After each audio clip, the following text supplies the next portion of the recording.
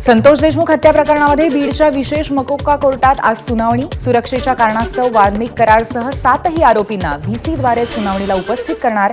विशेष सरकारी वकील उज्ज्वल निकम सुनावणीला उपस्थित राहणार. नागपूरचा हिंसाचार नियोजनबद्धच. हिंसाचाराच्या दिवशी दुपारपासूनच चिथावणी देणारे मेसेजेस मुख्य सूत्रधार फहीम खानकडनं लोकांपर्यंत गेले. सायबर पोलिसांच्या तपासात धक्कादायक बाब समोर. नागपूर हिंसाचार प्रकरणातील बुलडोझर कारवाईला स्थगिती. त्यामुळे हिंसाचारातील आणखी 4 आरोपींच्या घरावरती बुलडोझर कारवाई तुर्तास लांबणीवर. पीएम केअर निधीमधील पारदर्शकतेबाबत आरोप करण्याची आणि पळून जाण्याची काँग्रेसची संस्कृती. अमित शहा यांचा गंभीर आरोप.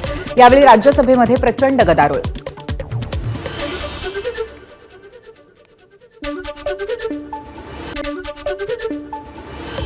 कमेडियन कुणाल कामराला मुंबई पोलीस आज दुसरं समन्स बजावण्याची शक्यता. दरम्यान चौकशीला हजर राहण्यासाठी कामराने मुंबई पोलिसांकडे मागितलाय 7 दिवसांचा वेळ.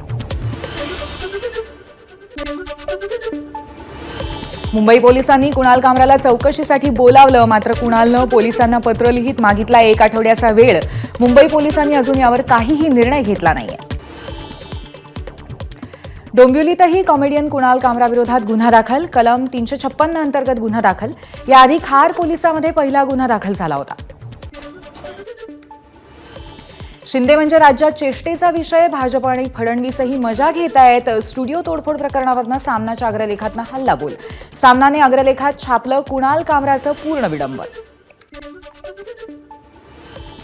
नागपूर हिंसाचार प्रकरणी काँग्रेसने स्थापन केलेली सत्यशोधन समिती आज राज्यपालांना भेटणार. काँग्रेस नेते माणिकराव ठाकरे यांच्या नेतृत्वात स्थापन झालेली ही समिती राज्यपालांना आपला अहवाल सुपूर्द करणार. भाजपच्या वाटेवर असणाऱ्या स्नेहल जगताप आज अजित पवारांच्या राष्ट्रवादीत प्रवेश करणार. जगताप यांची भरत गोगावले यांचे कट्टर विरोधक म्हणून ओळख.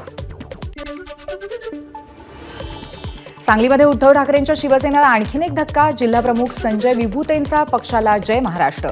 आज शिंदेंच्या शिवसेनेमध्ये प्रवेश करणार. अंबादास दानवे यांच्या निवासस्थानी ठाकरे गटाच्या आमदारांची बैठक पार. बैठकीला ठाकरे गटाचे सर्व आमदार उपस्थित. उद्धव ठाकरेंच्या उपस्थितीत पार पडली महत्वाची बैठक. राष्ट्रवादी काँग्रेस पार्टी पक्षाची देवगिरी बंगल्यावरती बैठक पार. आमदार छगन भुजबळ आणि धनंजय मुंडे बैठकीला उपस्थित. बैठकीला अनुपस्थित. अर्थसंकल्पीय अधिवेशनाचा आजचा शेवटचा दिवस. अधिवेशनात आज संविधानावरती चर्चा होणार. मुख्यमंत्री देवेंद्र फडणवीस संविधानाच्या चर्चेवर उत्तर देणार. संविधानावरती चर्चा करतोय, उपाध्यक्षांची निवड करतोय, पण विरोधी पक्षनेते निवडण्यासाठी संख्येची गरज नाही असे सर्व पुरावे दिले असतानाही विरोधी पक्षनेता निवडला जात नाही. भास्कर जाधवांनी व्यक्त केली खंत. लोकशाहीचा सन्मान राखण्याचंही आवाहन केलं. शिवसेना नेते भास्कर जाधवांच्या मनात संघात शिंदेंच्या शिवसेनेची नवी खेळी. खासदार श्रीकांत शिंदे यांचे मेहुणे विपुल कदम यांची गुहागर विधानसभा मतदारसंघात समन्वयक म्हणून नियुक्ती. शिवसेनेच्या नव्या खेळीची जिल्ह्यात चर्चा. पूजा खेडकर प्रकरणी एप्रिल महिन्याच्या पहिल्या आठवड्यामध्ये पुढची सुनावणी पार पडणार. नाशिकच्या विभागीय आयुक्तालयामध्ये पूजा खेडकरच्या वडिलांची चौकशी झाली, मात्र चौकशीला पूजा खेडकर अनुपस्थित. मराठी चित्रपटांसाठी स्वतंत्र सेन्सॉर बोर्डाची नितांत आवश्यकता. याबाबत मनसेच्या अमेय खोपकर यांचं मुख्यमंत्र्यांना निवेदन. सरकारने गांभीर्यपूर्वक विचार करावा. खोपकर यांची एक्सपोस्ट. महसूल विभागाचे छत्रपती शिवाजी महाराज समाधान शिबिर अभियान. लोकांना लागणारे आवश्यक दाखले शिबिराच्या माध्यमातून देणार. महसूल मंत्री चंद्रशेखर बावनकुळेंची माहिती. सोन्याच्या दरामध्ये 1,000ची तर 2,000 रुपयांची घसरण. डॉलरच्या तुलनेमध्ये वधारलेला रुपया. त्याचबरोबर रशिया आणि युक्रेन यांच्यामध्ये काही प्रमाणामध्ये निवळलेली युद्धजन्य परिस्थिती याचा परिणाम. मुंबई महापालिकेची आतापर्यंत 5,500 कोटी रुपयांची मालमत्ता कर वसुली. ठरवलेल्या उद्दिष्टाच्या 91% वसुली पूर्ण. महापालिकेचं यंदा 6,000 कोटींच्या कर वसुलीचं लक्ष्य. भाडेवाढीमुळे एसटीच्या उत्पन्नामध्ये 88 कोटी रुपयांची वाढ. दैनंदिन सरासरी उत्पन्नामध्ये सुद्धा 4 कोटींची वाढ. काहीशी प्रवासी संख्या घटली असली तरी उत्पन्नामध्ये मात्र वाढ. राज्यात विजेच्या मागणीमध्ये प्रचंड वाढ. मंगळवारी 30,561 मेगावॉटची नोंद, तर मुंबईमध्ये 3,634 मेगावॉटची मागणी. मध्य रेल्वे मार्गावरती शनिवारी रात्री विशेष वाहतूक आणि पॉवर ब्लॉक. कल्याण आणि बदलापूर दरम्यानच्या विद्यमान रोड रोवर ब्रिजच्या गर्डरचं डी लॉन्चिंग करण्यासाठी रात्री 1:30 ते सकाळी 4:30 वाजेपर्यंत ब्लॉक. भाजपचे प्रदेश प्रवक्ते अजय पाठक यांना विदेशातून धमकीचा फोन. नागपूर पोलिसांमध्ये तक्रार दाखल. नागपूर हिंसाचाराबाबत माध्यमांना प्रतिक्रिया देत मत व्यक्त केल्यामुळे धमकी. नाशिकमध्ये विभागीय अधिकारी असल्याचं सांगत अनेकांची फसवणूक करणाऱ्या आरोपीचे एमआयएम आमदार मुफ्ती इस्माईल यांच्याशी संबंध असल्याची चर्चा. सोशल मीडियावरती फोटो व्हायरल होत असल्यामुळे प्रश्न उपस्थित. एमडी ड्रग रॅकेटमधील 2 बड्या घरातील संशयित तरुणांना अखेर अटक. साताऱ्यातील कराडमधनं गौरव राव आणि सुजल चंदवानी ताब्यात. मुंबईच्या बोरिवली परिसरामध्ये बांगलादेशी पती पत्नीला अटक. गेल्या 15 वर्षांपासून अवैधरित्या दहिसरच्या गणपत पाटील परिसरामध्ये बांगलादेशी दाम्पत्य राहत होतं. पुणे खालापूर महामार्गावरती भीषण अपघात. डंपर आणि दुचाकीमध्ये झालेल्या अपघातात एकाचा जागीच मृत्यू. सोलापुरातल्या नई जिंदगी परिसरातल्या प्लास्टिक कारखान्याला भीषण आग. जवळपास 4 तासांनंतर आगीवरती नियंत्रण. ही आग नेमकी कशामुळे लागली हे मात्र अस्पष्ट. सांगलीच्या शिराळा तालुक्यामध्ये अंगावर वीज पडल्यामुळे महिलेचा मृत्यू. शेतातून परत येत असताना घटना घडली. सांगलीच्या वाळवा तालुक्यात तिघांकडनं 8.5 लाखांचा गांजा जप्त. कारवाईतून तेलंगणा राज्यातील गांजा तस्करीचं कनेक्शनही उघड. सांगली जिल्ह्यामध्ये वादळी वाऱ्यासह पावसाच्या सरी. मिरज, शिराळा, वाळवा, पलूस, तासगाव, कवठे महाकाळ, जत, आटपाडी, खानापूर, कडेगावमध्ये पावसाच्या सरी. काही ठिकाणी घरांवरचे पत्रे सुद्धा उडाले. सिंधुदुर्ग जिल्ह्यातल्या दोडामार्ग तालुक्यामध्ये मुसळधार अवकाळी पाऊस. पुढील 3 ते 4 तासांमध्ये सोसाट्याचा वारा, विजांचा लखलखाट आणि मेघगर्जनेसह हलक्या आणि मध्यम स्वरूपाच्या पावसाची शक्यता.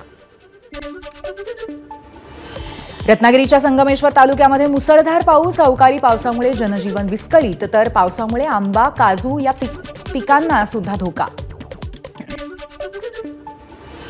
रत्नागिरी शहरावरती पाणी टंचाईची टांगती तलवार. शहराला पाणी पुरवठा करणाऱ्या शीळ धरणातील पाणी पातळीमध्ये घट. पाणी जपून वापरण्याचं नगर परिषदेचं आवाहन. कराड पाटण तालुक्याला अवकाळीने झोडपलं. वादळी वाऱ्यासह पावसाने हजेरी लावली. व्यापाऱ्यांसह नागरिकांची तारांबळ उडाली.